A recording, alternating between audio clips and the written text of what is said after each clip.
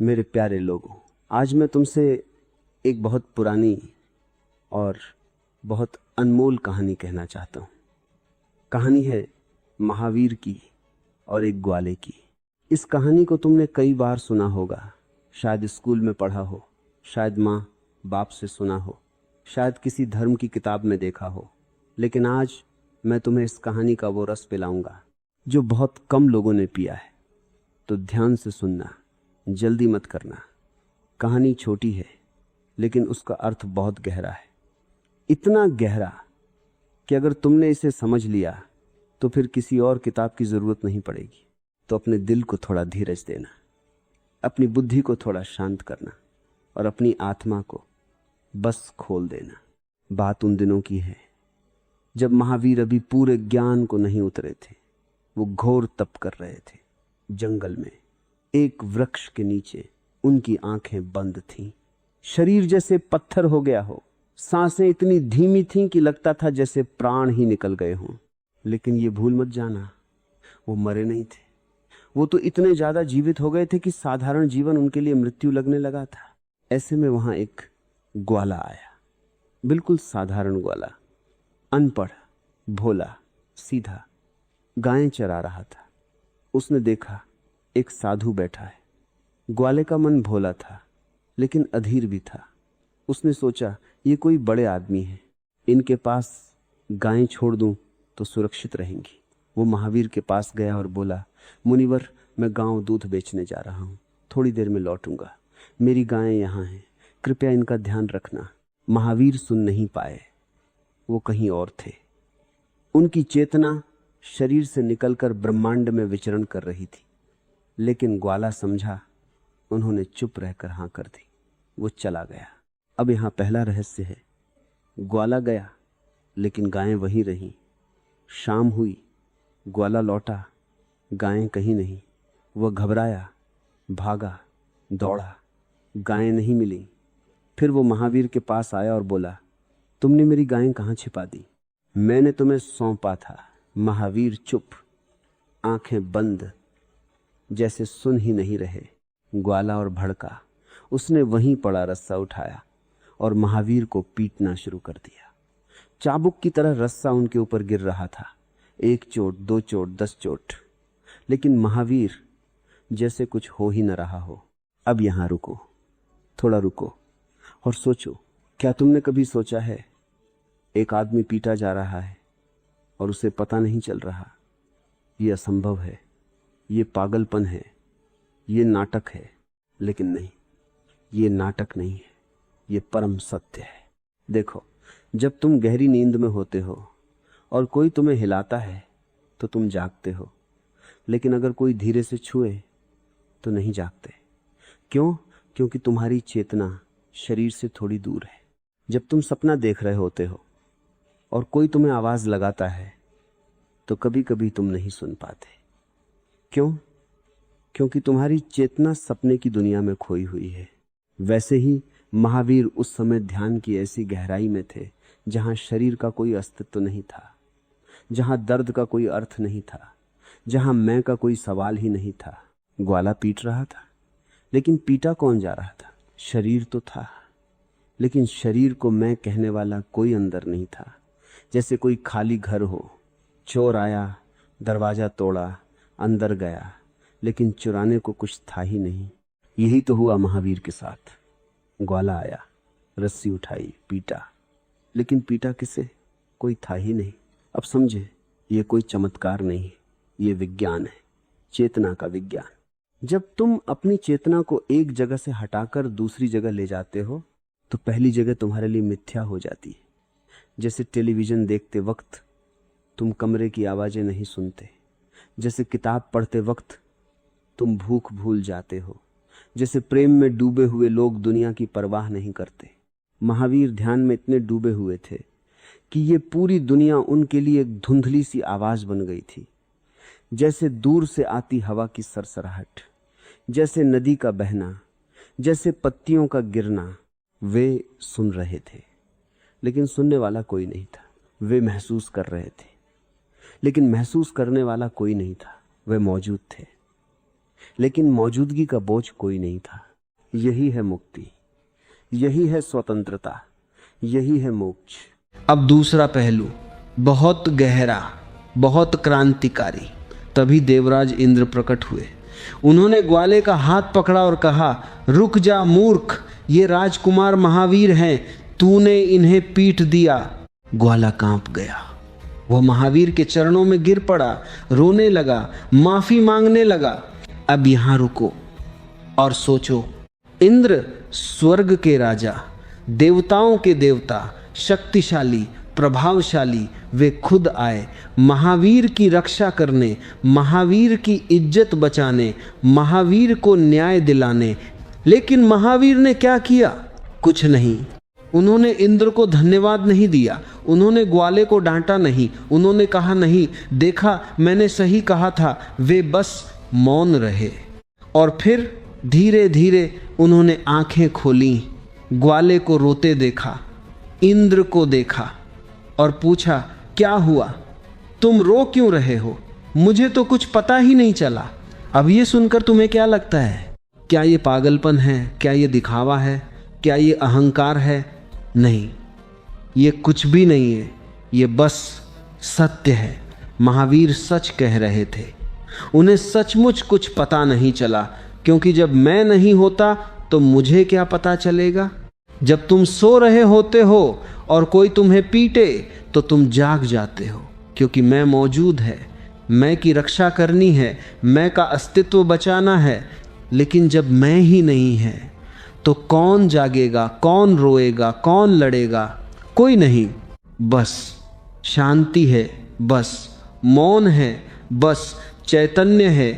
अब यहाँ से एक और गहरी बात शुरू होती है, बहुत महत्वपूर्ण, बहुत व्यावहारिक।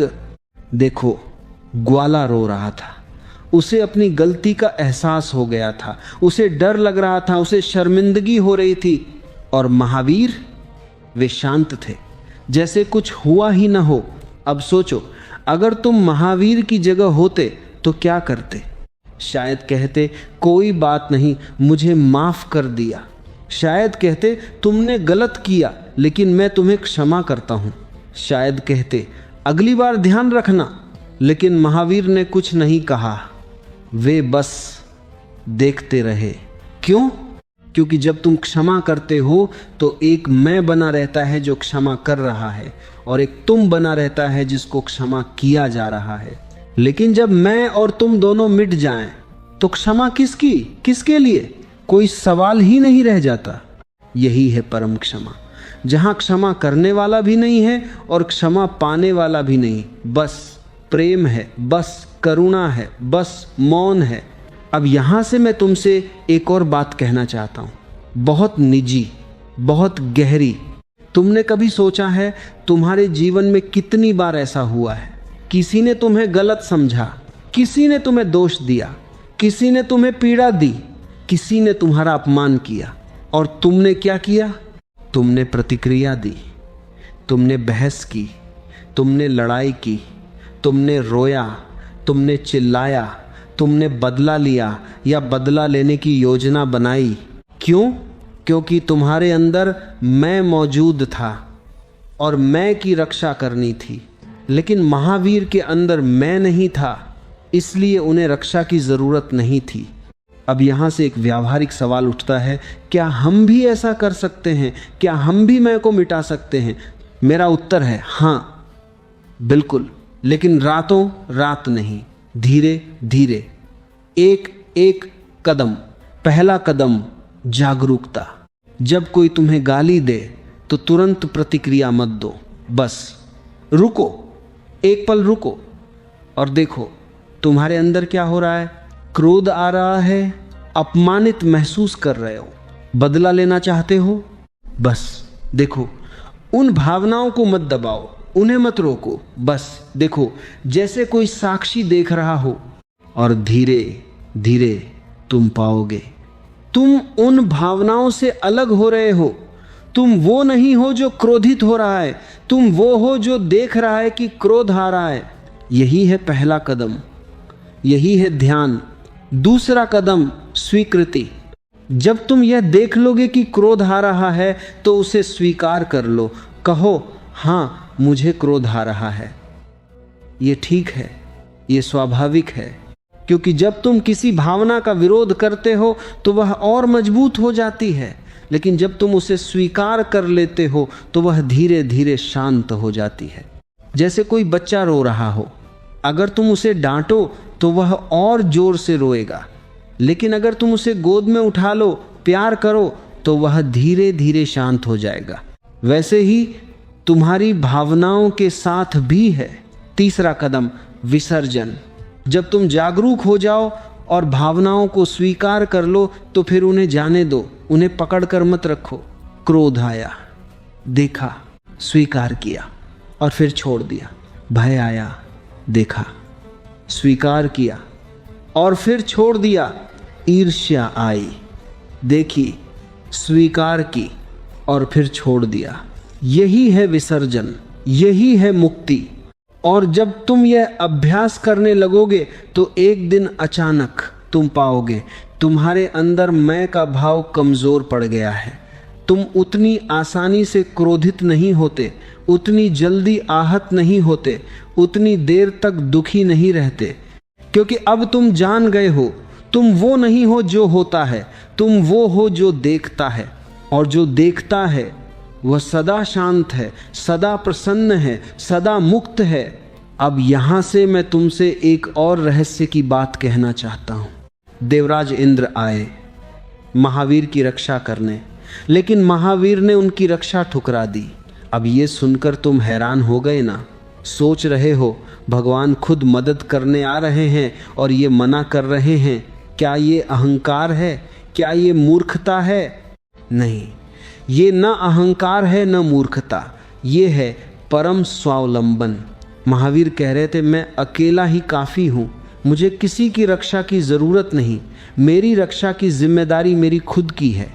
अब ये बात तुम्हें कठोर लगेगी, शायद निर्दय लगेगी, लेकिन ये सत्य है। देखो, जब तक तुम यह मानोगे कि कोई तुम्हें बचाएगा, तुम कमज़ोर रहोगे। जब तक तुम यह मानोगे कि कोई तुम्हें मुक्त करेगा, तुम गुलाम रहोगे। जब तक तुम ये मानोगे कि कोई तुम्हें ज्ञान देगा, तुम अज्ञानी रहोगे। लेकिन जिस दिन तुम यह कह दोगे मैं अकेला ही काफ़ी हूँ, उसी दिन तुम शक्तिशाली हो जाओगे, उसी दिन तुम स्वतंत्र हो जाओगे, उसी दिन तुम जागृत हो जाओगे, क्योंकि मुक्ति का दरवाज़ा तुम्हें अकेले खोलना है, कोई तुम्हारी जगह नहीं खोलेगा। ज्ञान का दिया तुम्हें अकेले जलाना है, कोई तुम्हारी जगह नहीं जलाएगा। सत्य का अनुभव तुम्हें अकेले करना है, कोई तुम्हारी जगह नहीं करेगा। गुरु सिर्फ रास्ता दिखा सकता है, चलना तुम्हें है। शास्त्र सिर्फ शब्द दे सकते हैं, समझना तुम्हें है। देवता सिर्फ प्रेरणा दे सकते हैं, जीतना तुम्हें है। यही है महावीर का मार्ग, यही है स्वावलंबन का मार्ग, यही है मुक्ति का मार्ग। अब यहाँ से मैं तुमसे एक आखिरी बात कहना चाहता हूँ, बहुत सरल, बहुत व्यावहारिक। तुम पूछोगे, ओशो ये सब तो ठीक है, लेकिन मैं आम आदमी हूँ, मुझे गुस्सा आता है, मुझे भय लगता है, मुझे ईर्ष्या होती है, मैं कैसे बदलूं? तो सुनो, मैं तुमसे कोई बड़ी साधना नहीं करने कह रहा, मैं तुमसे हिमालय जाने नहीं कह रहा, मैं तुमसे 12 साल मौन रहने नहीं कह रहा।